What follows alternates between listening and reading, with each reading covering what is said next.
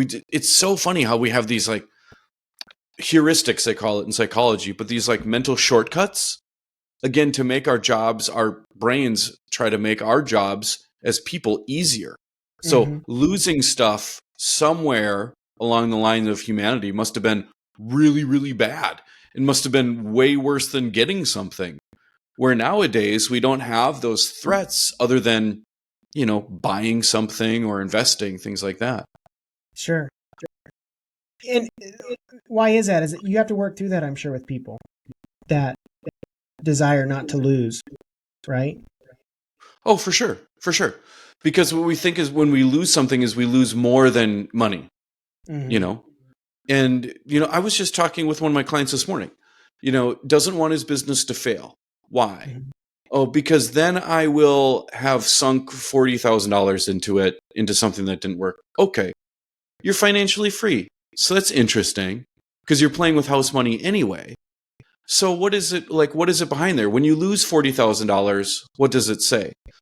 That I lost time where I could have been investing it somewhere else. Okay, great. But you're experimenting and there's no way of knowing. So what is it behind that? When we got a few layers down, what we found out is he wants to be admired for his business acumen. He wants people to know he hits, he doesn't miss. And it goes back even further. He was an A+ student. Okay. If he got a 98 out of 100 on a math test, first thing his parents say, let's take a look at those two and get them fixed. And so wonderful message. His parents didn't mean him any wrong. It served him well because he studied, he went to college, got a free ride to college. He's a CFO, and now he's off on his own with commercial real estate. It served him well. But in this moment, it's holding him back. Because if I quoted Mark Twain, the guy who made no mistakes made nothing.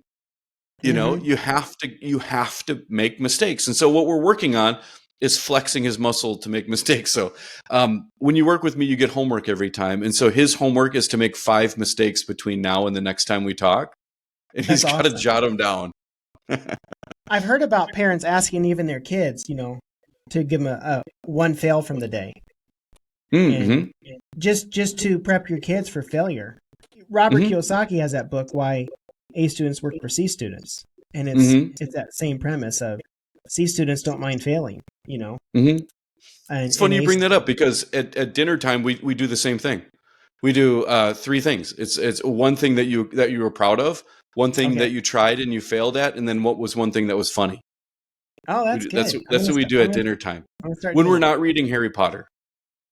One thing you're proud of, one thing you failed at, and one thing, what was the last one?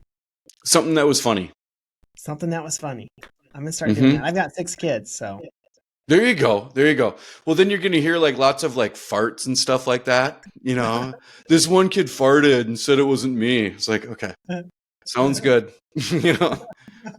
Moving on. That's awesome. Yeah. But try it out. I think it's fun because kids haven't yet learned that like tension of failing. Kids are still cool with it, And so that's what's really exciting is it's more of an activity for the grown-ups at the table than the kids for sure. Yeah. It reminds me too of that book, The Gap and the Gain. Have you read that one? Benjamin Hardy? Definitely. That one really talks about that. How you view your failures. Are they failures or are they stepping stones toward the right direction? And the psychology of that and it's really how you view things. And measure them because you can measure like the guy you talked about, your client. He could say, I got 98% of them right. Or he could say, I missed 2. And a lot of times that missed 2 is what prevents us from continued growth because we're so focused on that negative aspect rather than I got 98% right. Absolutely right. And this is why I challenged you before when you said about lies from the past. If you say if you focus on the 2% that you got wrong, that's not a lie. You got 2% wrong. It's just how are you choosing to spend your mental energy and your focus? Because Where you focus is going to get reiterated to you, right? We go through these things called thought cycles where something happens, which leads to a thought, which leads to a feeling, which leads to a behavior, which creates another thought, which reinforces the original one, which is how we get all these recurring things. So if you get a 98% on a test, that's an event. Now, we've got two very different thought cycles here. If we choose to focus on the 98%, awesome. Let's get some DQ, right? Or if you go, let's focus on the 2% and make sure you get those right. And now you take that times 10 different thought cycles. Holy smokes, we're in a different world. Yeah. Which is why this stuff seems like voodoo hippie crap, especially for real estate investors. Yeah. And then you start realizing it, and it really has a compounding effect. Compounding effect, and positive or negative. That's why some guys are killing it and some guys are not moving very much, right? Absolutely. Absolutely. Yeah, before we started taping, you said, it's funny that your clients are raising more capital now than they were before because it's been harder to raise capital. And I said, if you think it is.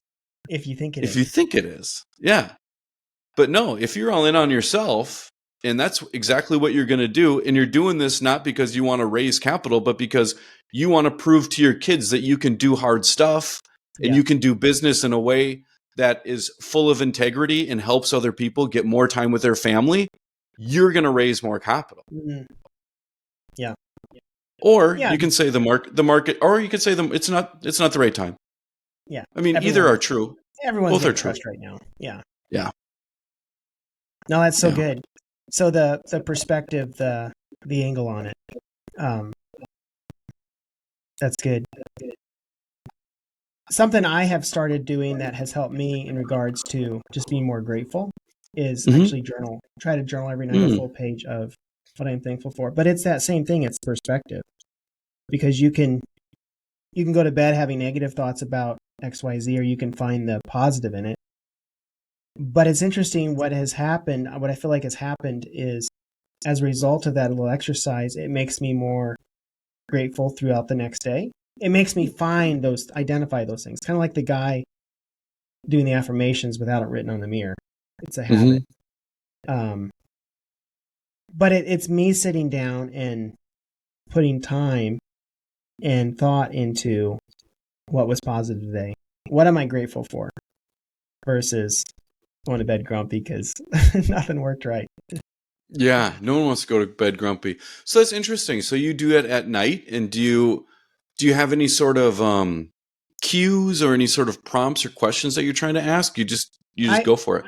I have a journal right by my bed, and it is, when I crawl into bed, I sit on my left side, and my journal's laying in bed, and I write wins, and I write three wins from the day, and then I write tomorrow's wins, and that'll be 3 things I want to do tomorrow. And then I write I am thankful for, and I fill up the whole page, and I don't stop until it's full. Sometimes I write bigger. That's awesome. That's great. That's great. When it's done, then I close it. But it's like my bedtime routine now. And it's like I roll over, my head hits the pillow, and I'm asleep because it's part of what I do. But I really feel like it really sets me up for being a nicer guy the next day, because it's in my head that I'm going to be filling out a journal that night. So, kind of just circling back to because some of those things aren't necessarily good, but I find the good in them. Does that make sense? Yeah, absolutely. Absolutely. I mean, you could even strike the word failure from your vocab if you wanted to, and just say like learning opportunities or friendly mistakes or whatever you want to call them, because they're necessary. Well, that's interesting. I'm super interested in your gratitude thing. I think that's really cool. And so you're saying that writing at night makes you a nicer, better person the next day, even? I think so, because I'm more grateful. So I will say, hey, thanks for doing XYZ to somebody. Sure. Because I believe my mind is in an attitude, it's looking for those opportunities because I know I'm going to journal about them tonight. Sure. If that makes sense. Yeah, And, that's awesome. And because it's self-conscious, I feel like I say thank you to more people. Mm-hmm. I'll say, hey, thanks for XYZ. And that's why I say I feel like it makes me a nicer guy. Mm-hmm. Oh, fantastic. So Yeah. this is right in line with positive psychology, which came to prominence in like the 1990s. Like someone like Simon Sinek, you probably know Simon Sinek. Yep. He's a prominent positive psychologist. So it's a study of happiness, productivity, things like that, and gratitude is one of their core tenets there. And it's interesting because it seems like it's in the realm of like eating burritos and doing yoga and things like that. Like, okay, it works for surfer guys, but not me.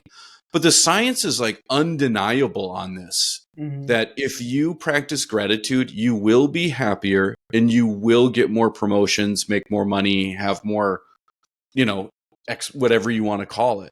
Where a lot of times people say, when I get the promotion, I'll be happier. When I get the new car, I'll be happier. But actually, science proves it's the other way. And Robert Kiyosaki had it right. It's be, do, have. Become somebody new, then you can do something different, then you'll have something different. So interesting. I love that. I love that. I'm excited to like catch up with you in 6 months from now to see where that's at. Yeah. I've been doing it for like a year and a half probably. Whoa, cool. So it's ingrained. It's good. Yeah, it's like what I do at night. Like, yeah. Have you found now, since you've been doing it so long, that the things you're grateful for are like kind of silly or ridiculous? Sometimes they're the same things. Oh, there you go. I'm still thankful for them. Like, yeah, I'm thankful I made me lunch today. Like, it's a good thing, Yeah, after a while you like dig deep, right? Because I've been keeping one for like 10 years or something like that, and I just write 3 things. And so sometimes it's just ridiculous. Like, I was really grateful for this one purple cloud that I saw during the sunset. I'm just like, oh man, I'm really digging deep. When you've mentioned everything, you're like, start to recycle some or repurpose the content of my gratitude journal. Yeah. Chris, how did you get into psychology? Is it you just went to it in college, or? Yeah, well, I started in high school, so I was I was a new kid. So in 9th grade, we moved from North Dakota to Wisconsin, right? So go Pack, because Brett Favre became the quarterback shortly after. That was awesome. But anyways, I as a new kid, you're kind of like hyper focused on the nuances of the school because you're trying to fit in. And one thing I noticed was that like the same 3 or 4 dudes got called to the principal's office every day. I was like, what's with them? And they were also the dudes who I didn't want to be around because they were like bad dudes, right? They were the guys smoking cigs, getting in trouble, whatever, all that kind of stuff. And so I was thinking, like, what can there be done to help these kids? I wanted, like, that was just my thought process of like, what can I do or what can I learn in my life to like help these kids? And so that's, I went to school for psychology and then child psychology, and then I got a master's in social work, basically to try to help these 4 kids that always got called to the office. And my journey has gone through several different things. I started with kids who were on probation, and then I moved to kids who were involved in domestic violence and domestic abuse situations, things like that. I worked with people who were experiencing homelessness out on the streets. I worked with people who were in a mental health crisis for 3 or 4 years. So I worked with crisis residents. And so I've seen quite a lot of a full gamut of experience of human psychology. And what I'd have to say is there's a lot of things that we know about how to help those 4 guys. And so I hope that I've left a positive stamp on the world and the community in that aspect. And I think I'm on to the next phase, just because there's different phases of life where I just really enjoy talking about families. I enjoy talking about ways that we can grow our psychology. And I think I'm less interested now in helping out like the most hardened criminals, which is what most people go to psychology to do. And I was one of them. I'm less interested in that. And I'm more interested in applying these to help more people. And so if I have a caseload of 20, I can affect 20 people.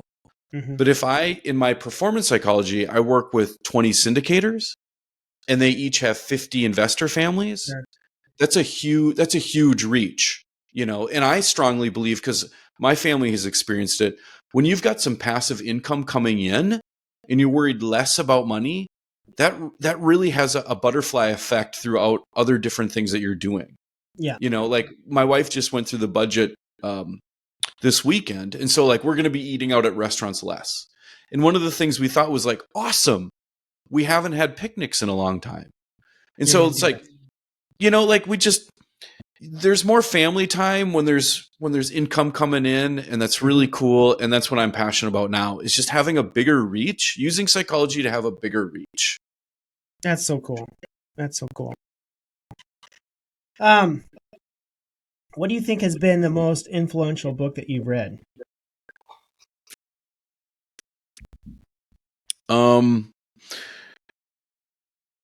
Like, you want my honest answer here, or like Sure. the go-to answer? Okay, honest answer: Charlie and the Chocolate Factory. Like, Okay. that book was awesome, by Roald Dahl. I remember reading that book, or actually our fourth grade, I think our teacher read that to me. And first of all, it's British. Roald Dahl's British, where I'm American. And like, it was just the fantasy in that. It was fantastical. And I was like, whoa.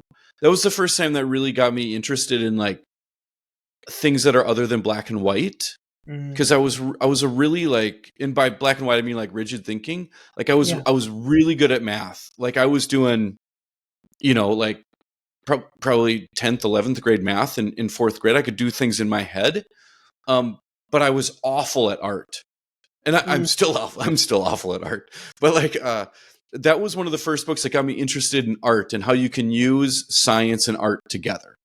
Because like when I'm working with clients, it may seem like I'm just sitting there we're just like pulling things out, but like there's a framework I'm working from and different theories I'm pulling from all the time.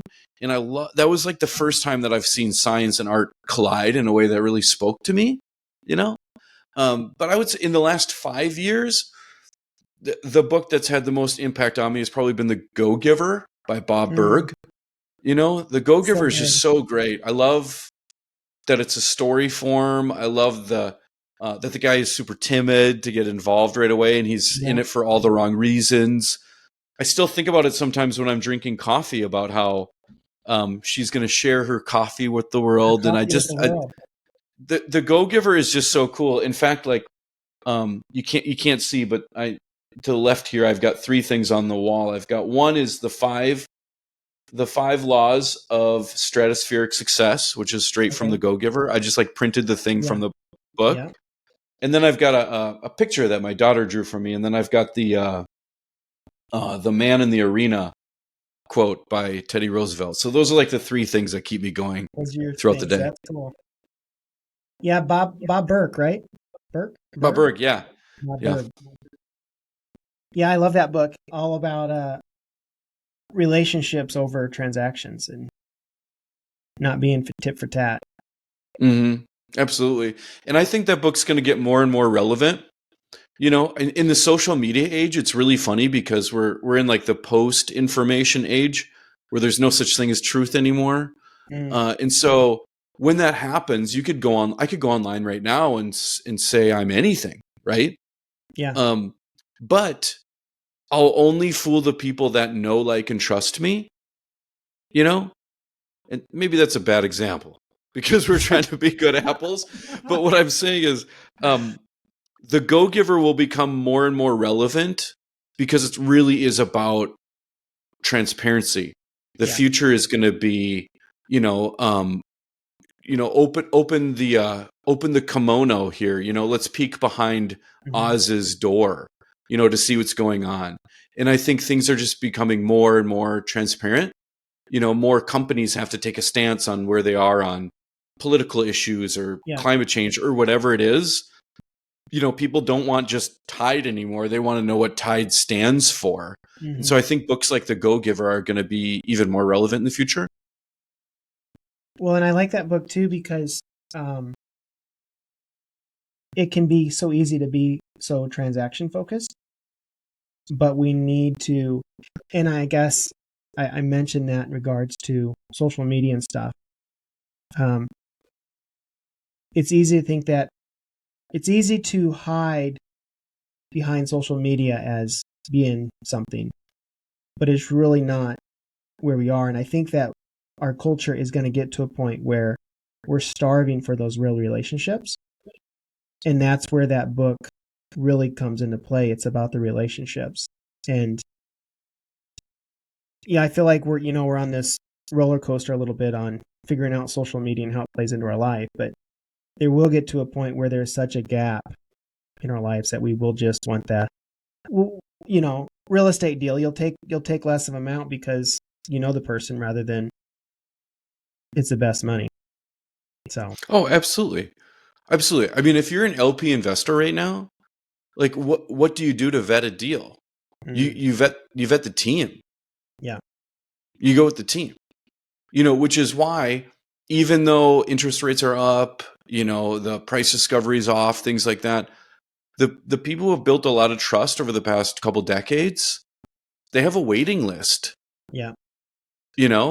Because they just want to do business with people that they trust and they know have their best interests in mind. And so I think integrity is going to be really huge in the future. I think authenticity, vulnerability, sharing struggles is going to become more prevalent in the future. And you can already see it with the next generation. We make fun of like people older than us because like, the dad comes home, no eye contact, kid, I'll be in the den drinking bourbon, whatever, things like that. And in our household, it's much different. We don't have those like rigid roles, like marriage roles, things like that. Yeah. And nowadays, I think we're getting old.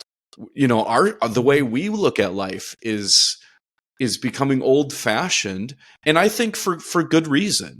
There's a ton of psychological research about how there's little that's the same from generation to generation, except every generation thinks that the generation younger than them is ruining the world. Yeah. Like that's been proven forever. It was a study that was started in the 1890s. Okay. When colleges were first getting out in California, they wanted to study like the difference between people that moved to California versus people that didn't. And one of the main like differences was like, do you believe that Californians or people that believe in manifest destiny are ruining the world or not? It's like we always have this change is to be feared. Yeah. But it just changes how things are. It just shifts mindsets and things like that. Chris, is that because we hate change? The generational thing, is that because we hate change? We don't hate change. No. I think hate would be a judgment. We fear change. We resist change because, again, our subconscious is like, bro, we don't change. We're the same person over and over. 30,000 thoughts today, 30,000 thoughts tomorrow, 30,000. Like keep things nice and orderly. Please don't get out of line. And then when something does get out of line, like you set big, massive goals, your subconscious is like, must sabotage. What do we got? Imposter syndrome? Send it. Like send it, because that's all we got. That's so good.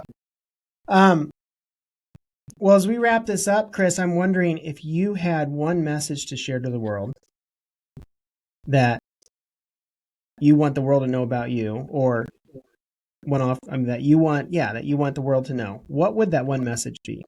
It wouldn't be about me. I'm just one dude. I think it would be about whoever is listening. Then I think in this world, like it's getting lonelier. There's more, remote work. There's more of the solopreneur stuff. Even GP teams are living in, one guy lives in Washington, one guy lives in Pennsylvania. It's just, and that happens, and that's great. Yeah. But what we're losing is a human connection. And so if anyone is out there and cares to know my opinion about the world, I would just say that you are valid and you are worthy of love and attention, and you are powerful beyond what you think you are. You are absolutely unstoppable, except for what you think you're unstoppable about. So go out there and make mistakes, fall on your face, and keep going, because you never know what's going to happen. But we do know what's going to happen if you don't go out there and try. That's so good. Talk about killing complacency and living intentionally. That's good stuff. Yeah, man. The only way that you are going to cure imposter syndrome is by going to Costco for free samples. But that's not the life you want. That's not the life you want. Those free samples are good. But the only way you notice that the people who don't have imposter syndrome are the people that don't do anything. Mm-hmm. It's like, it's growth. Imposter syndrome is growth. You kill complacency by doing stuff. But here's how you start. Here's how you start. If you want to hunt complacency before you kill it, tell your brain that you're going to do it. Tell your brain, I am powerful. I'm valid. I'm smart. I'm knowledgeable. I'm a capital raiser. I get things done. I'm calm. I'm a great dad. Whatever it is that you need to say, prime yourself first. That's so good. And then and then just do it. It'll be much easier. Chris, how do people find you? How do they follow you? Oh, I'm pretty prominent on LinkedIn. So Chris Schwagerl, SCHWAGERL. Or you could go to infiniteskies.life and you can find me there and learn more about performance psychology. I'm happy to connect with anyone. Just reach on out. I've got a bunch of free resources and newsletter content, all that kind of stuff. Coming out with workshops. I got one-on-one work, all that kind of whatever fits. We're just here to work and here to help. Sounds good. Well, thank you so much, Chris. Hey, thank you, Marty. This has been a pleasure, man. Really appreciate you having me on.